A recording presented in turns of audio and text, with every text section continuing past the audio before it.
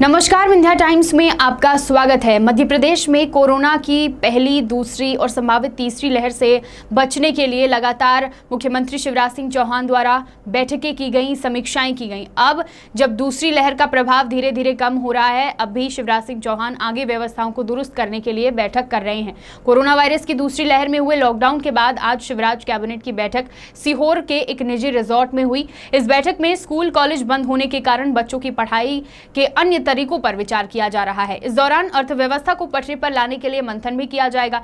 इसमें आत्मनिर्भर मध्य प्रदेश का रोड मैप तैयार किया जाएगा। कोरोना की तीसरी लहर से निपटने और विभागों की गतिविधियों को बढ़ावा देने के मुद्दे पर विचार विमर्श किया जा रहा है। बैठक शुरू होने से पहले मुख्यमंत्री शिवराज सिंह चौहान ने कहा कि 6 महीने बाद बैठक हो रही है। स्कूल कॉलेज बंद होने से बच्चों की पढ़ाई का नुकसान काफी ज्यादा हुआ है और अब ये नुकसान ना हो, इसके लिए तकनीक के इस्तेमाल पर चर्चा होगी। पिछले 2.5 महीने से प्रदेश का राजस्व बहुत कम आया है। अब कोरोना नियंत्रित है, ऐसे में सरकार की आय बढ़ाने के उपायों के साथ आत्मनिर्भर मध्य प्रदेश के रोड मैप पर भी चर्चा होगी। बैठक में चिकित्सा शिक्षा मंत्री विश्वास सारंग ने बताया कि कोरोना की तीसरी लहर में बच्चों को ज्यादा खतरा है। इसको ध्यान में रखते हुए सरकार तैयारियां कर रही है। उन्होंने बताया कि मेडिकल स्टाफ के अलावा बच्चों के पेरेंट्स को भी ट्रेनिंग दी जाएगी।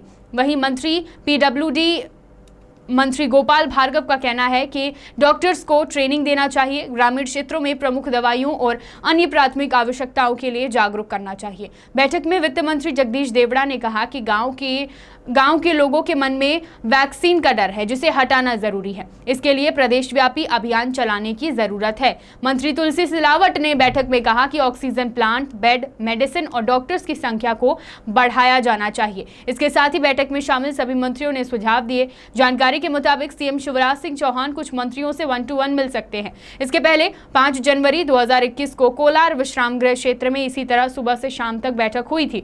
मुख्यमंत्री सचिवालय के अधिकारियों ने बताया कि बैठक में आत्मनिर्भर मध्य प्रदेश के रोड मैप और उसके क्रियान्वयन को लेकर मुख्यमंत्री सभी मंत्रियों से चर्चा करेंगे। यह सामूहिक और अलग अलग भी होगी। इसमें यदि उन्हें कहीं कोई परेशानी आ रही है तो उस पर विचार होगा और लक्ष्य की पूर्ति की समय सीमा भी तय की जा सकती है। विभागों की गतिविधियों और कोरोना की तीसरी लहर की आशंका को लेकर भी बैठक में चर्चा होगी। दरअसल कोरोना संकट से निपटने के बाद अब सरकार आर्थिक गतिविधियों को बढ़ावा देने के साथ लक्ष्य को ध्यान में रखकर काम करना चाहती है। कोरोना संक्रमण की वजह से कुछ विभागों के बजट में कटौती की गई है। इससे आत्मनिर्भर मध्य प्रदेश के काम भी कुछ हद तक प्रभावित होंगे, पर अन्य योजनाओं का क्रियान्वयन तेजी के साथ हो, इसको लेकर रणनीति बैठक में तय की जाएगी। बैठक में बजट की कमी और तबादलों का मुद्दा उठ सकता है।